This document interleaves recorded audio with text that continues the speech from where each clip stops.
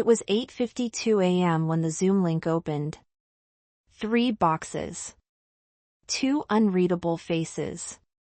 1 mine. "Good morning, Claire," HR said, flat like she was reading off a shipping invoice. Beside her, the new director Evan adjusted his tie. The kind of tie you wear when you're 30 and trying to look 40. His LinkedIn smile didn't make it into the meeting. "We appreciate your time today," he began. Eyes down. Script in hand. "The company is evolving. And unfortunately, that means some roles are being restructured." Effective immediately, he didn't finish. A PDF slid into the chat: transition plan termination agreement. I didn't flinch. Just noted the time. "I see," I said. My voice didn't crack. That seemed to unsettle them. "Claire, we value your contributions," HR offered, as if the word value meant anything when paired with 8 weeks severance and an IT lockout by noon. My coffee was still warm. I took a sip. "Do you have any questions?" Evan asked, eager to close the tab. I muted myself. Let the silence linger. Then no. "I understand." At 8:55 a.m., I clicked leave meeting. The screen vanished. My reflection appeared. Still here. Still breathing. No calendar pings. No Slack. Number 9 a.m. sync. Just silence. They expected shock. Maybe even pleading. But I'd already seen the signs. This wasn't surprise, it was confirmation. I stood up.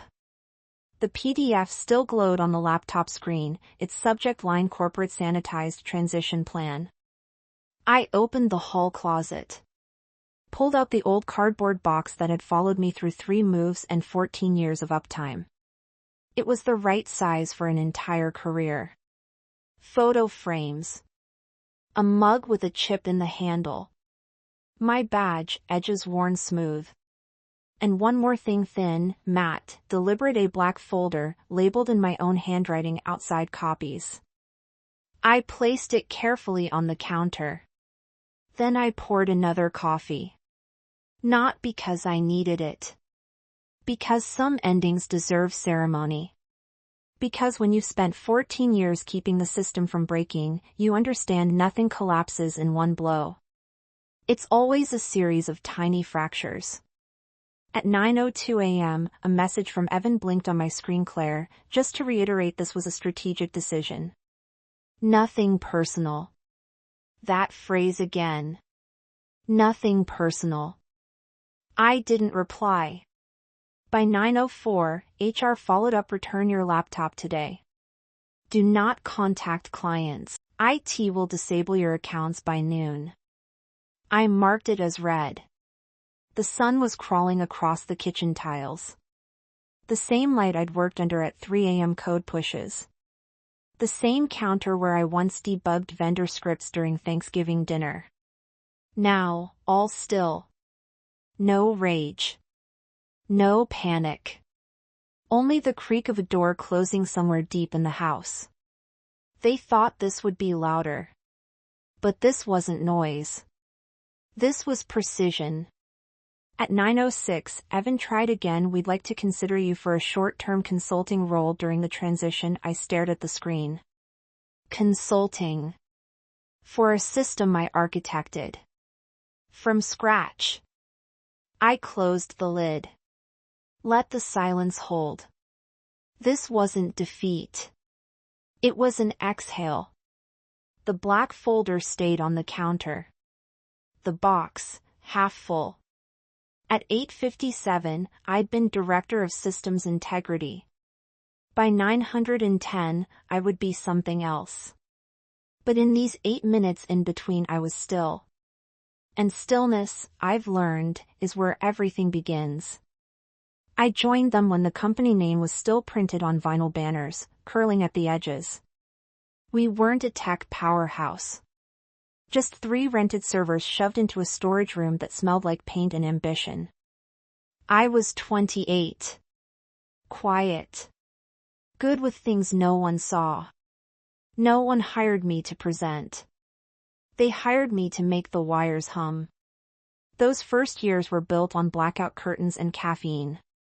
Code pushes at 2 a.m., sleeping under my desk with a sweater for a blanket, alarm set not to wake me but to save the system. If nothing broke, no one called. So I made sure nothing broke. I architected the backbone payment rails. Audit logs. The gateway that fed monthly reports to regulators. Line by line. Patch by patch. So seamlessly stitched that eventually, they stopped seeing it. That was the point and the trap. Because when systems don't scream, people forget they're there. I wasn't looking for applause. But I did think someone would remember. I stayed for 14 years. Turned down 3 offers, better titles, better pay. Loyalty felt correct, then. I told myself they know what I've built. But the memory of institutions is short. 5 years ago, the shift began. A new CEO. New words. We weren't a team, we were resources. The vision became transformational. The tech stack was now a cost center. Still, I stayed. Because the system still ran. Because I still believed. 3 years ago, I noticed my name had vanished from a standing meeting, then another. Security reviews I used to lead gone. Quarterly audit syncs passed to someone else. At first, I emailed. Missed this invite, let me know if I should rejoin. The reply, thanks, Claire, we've got it covered. Little things. Meeting invites without context. Slide decks with diagrams I'd authored, now unattributed. I told myself it was a phase. Then came Evan. 30. Polished. Spoke like a product launch. He used phrases like modernize legacy without irony. That's what he called my work, legacy. He brought in 2 new hires, sharp, bright, underpaid. I trained them. Because that's what I'd always done. But this time, it felt like inheritance, not collaboration. Evan didn't ask questions. He made announcements. We need to move faster. We need fresh eyes. We need lean execution. My desk moved during renovations. My badge stopped working at one entrance. IT began servicing my machine without notice. No one said the word. But the pattern was clear, I was being phased out. Once, I returned from lunch and found a junior engineer seated at my desk, logged into an instance I'd locked. Oh, she said. Evan told me to dig into the audit trail scripts. Scripts only I understood. Scripts I'd never documented because no one ever asked. I smiled, helped her log out, and filed the moment away. Another small fracture. Another quiet warning. Still, I worked. Because the system didn't run itself. Because outages don't care about politics. I kept writing memos, we need to patch for compliance. We need to reauthorize third-party access. We're stacking technical debt faster than we're paying it off. No one replied. I wasn't even sure they read them. At the rebranding campaign, they threw a rooftop party. I wasn't invited. I stayed late anyway, monitoring a data migration they hadn't scheduled correctly. At 3:17 a.m., I prevented a billing cascade that would have nuked vendor accounts. By 9 a.m., the comms team was tweeting about a flawless rollout. I said nothing. Because at some point, silence becomes survival. Last winter, finance asked if I still needed 2 monitors. A month later, my assistant was reassigned to a shared pool. Harper, one of the juniors, asked me something during a training session. Why doesn't anyone else know how this works? I laughed. They never asked. By spring, I stopped forwarding the warnings. I stopped offering context. I simply observed. The company still ran. The systems still held. But cracks were forming. In access logs. In escalation chains. And in me. The kind of cracks that don't bleed. They drift. Until, one day, you realize you're still in the room. But they've already written you out of the next act. It started with a late-night approval. 48,000, logged at 2:17 a.m. No timestamp on the approver. Half the fields blank. At first, I thought it was an error, maybe a sync issue. I cross-checked our system logs. They didn't match. Finance's copy looked pristine. Too pristine. The kind of clean that only appears when someone's scrubbing. I didn't raise a flag. I made a copy. Then I waited. For years, I'd written personal scripts to keep myself sane, tiny crawlers that swept our logs for anomalies. Mostly they caught harmless things. Latency spikes. Misfires. Now, I turned them loose with intention. A week later, another invoice. 26,000, same pattern. No audit trail.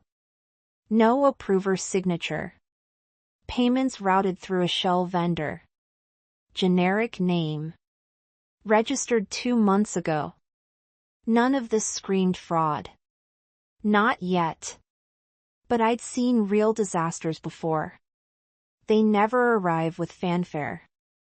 They arrive with footnotes. So I watched. In the background, the company carried on. Evan hosted Transformation Thursdays. He launched a new project to silo operations. He called it Streamline 2.0. I wasn't invited to those meetings. But I still had read access. For now.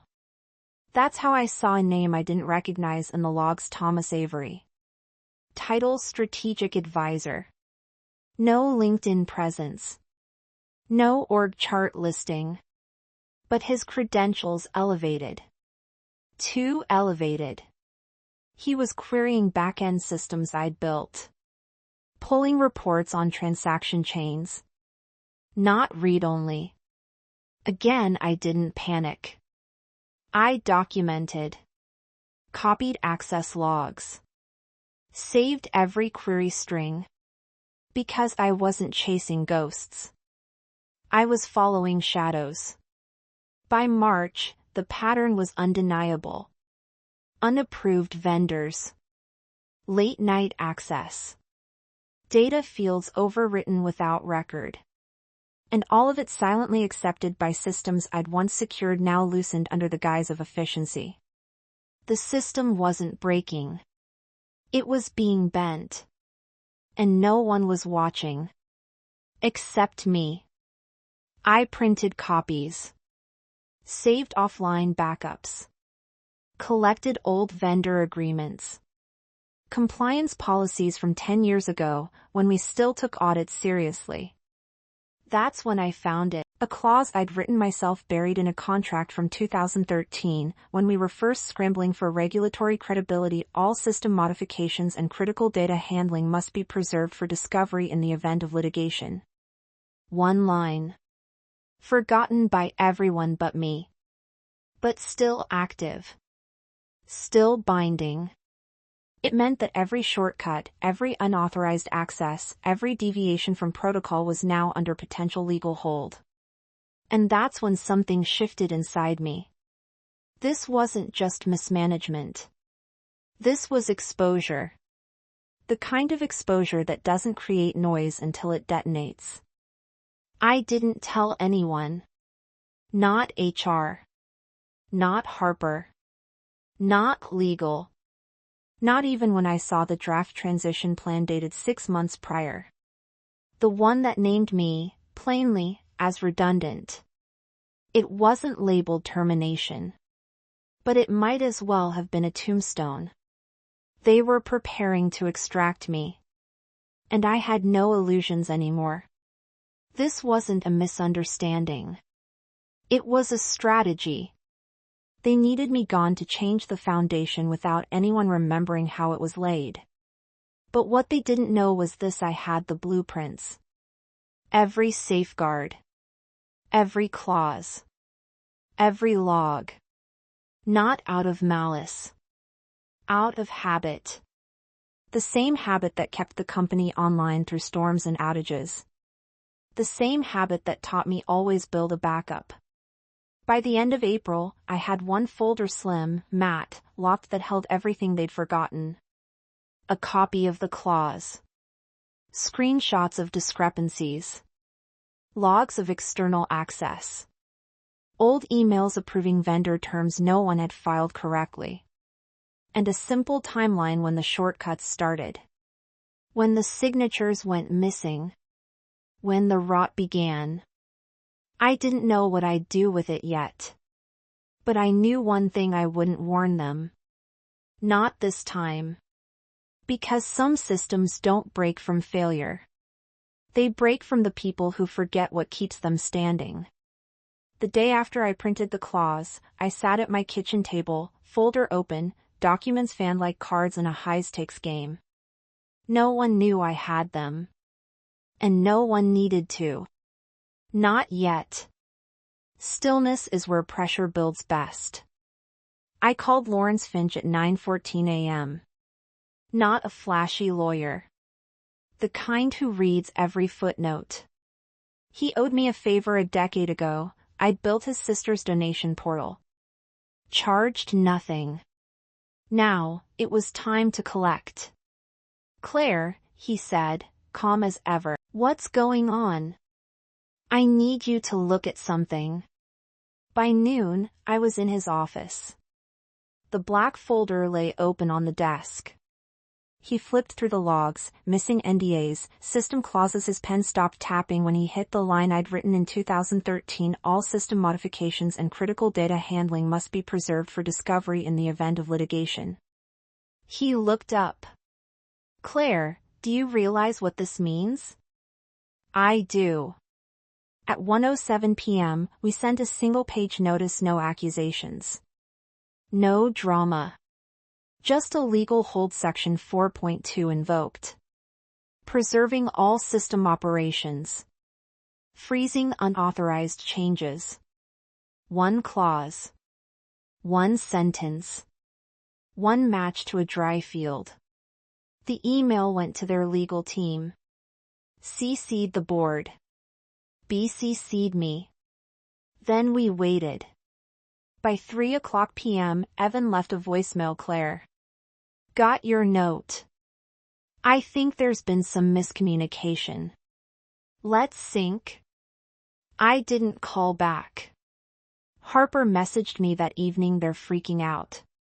Evan's trying to reset passwords. Nothing's working." I replied with just 2 words: "Save everything." Because I knew what they were walking into. The system wasn't broken. It was listening. By the next morning, the inbox buzzed nonstop. Legal. The CEO's assistant. All asking for clarity. I gave none. At 10:07 a.m., a courier delivered an envelope: a consulting offer. 5 figures. 1 week. I left it unopened. At noon, Lawrence called: "They're spiraling." "Let them," I said. Because this wasn't revenge. This was exposure. Let the light in, and rot reveals itself. By day 3, clients began asking questions. Systems halted. Payments paused. Vendors stalled. Not because I sabotaged anything. Because the system, once tampered with, now required proof. And the people with proof were gone. By day 4, another envelope tripled the offer. More desperation in the font than the number. I didn't respond. Instead, I emailed 3 clients I trusted, the ones who called me on holidays, who knew I wasn't just IT. I didn't pitch. Didn't beg. I just said I'm no longer with the company. Effective immediately. Their replies came fast. Who's handling our account now? Is Evan stepping in? Should we be worried? I answered truthfully, I don't know. And that was enough. Because trust is louder than marketing. And systems, once doubted, don't recover quickly. Day 5, Lawrence forwarded an email from their legal team. Blunt. Nervous. We'd like to clarify the scope of the legal hold. Lawrence replied as written. Any modification may constitute spoliation. Silence. Then the calls turned from urgent to desperate.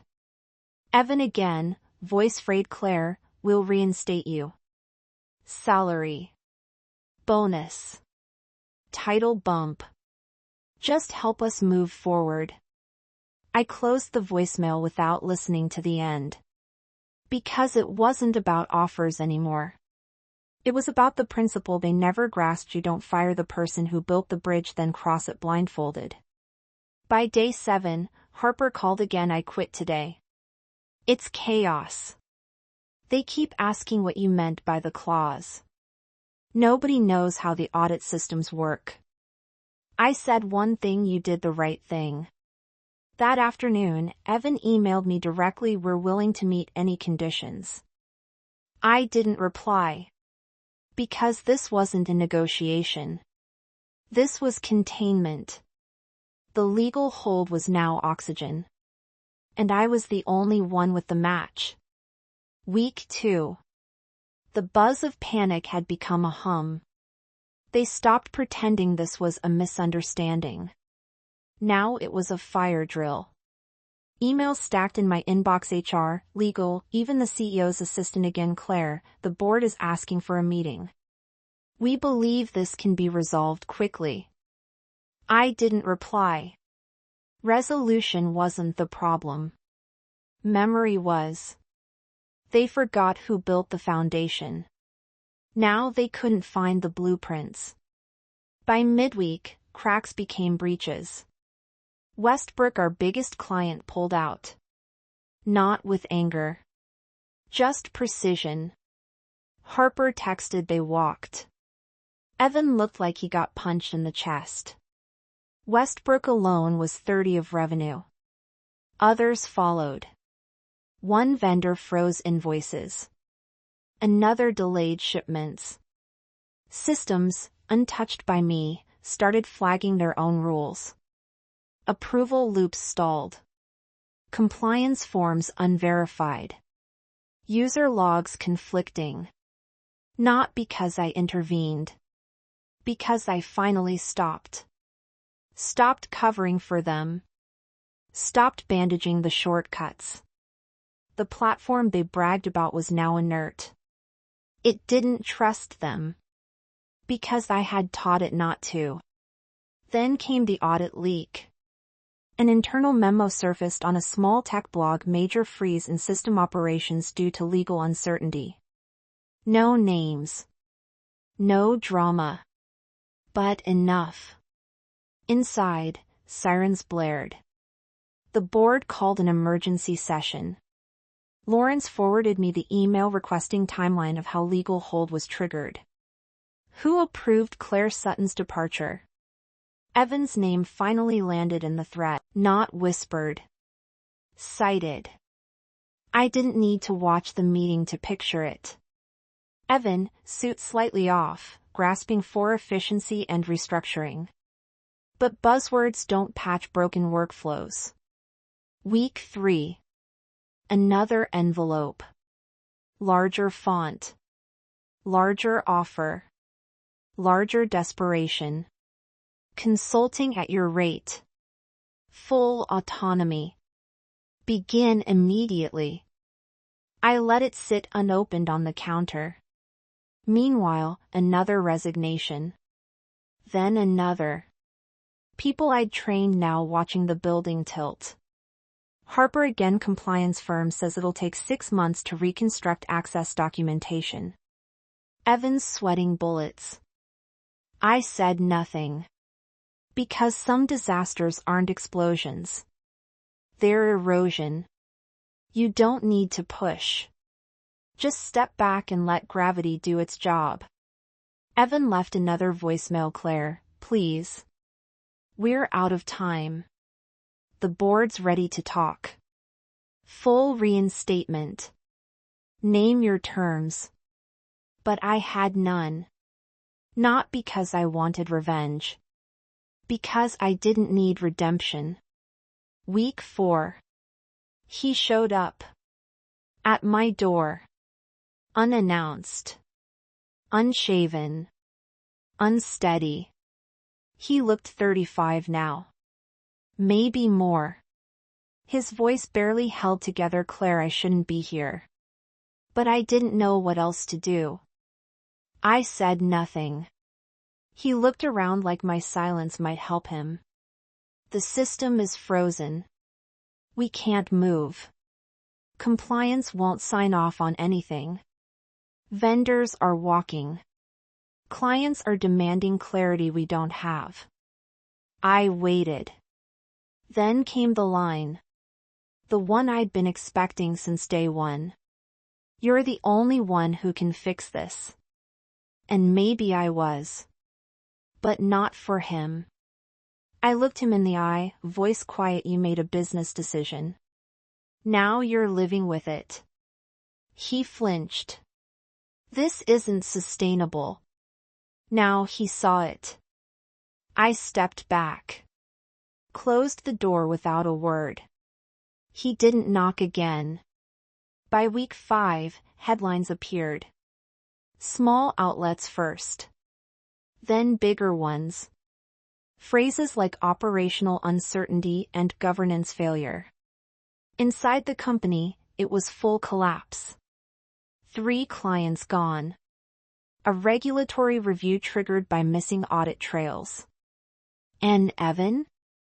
Gone too. The memo used the phrase effective immediately. No farewell email. No handshake. Just absence.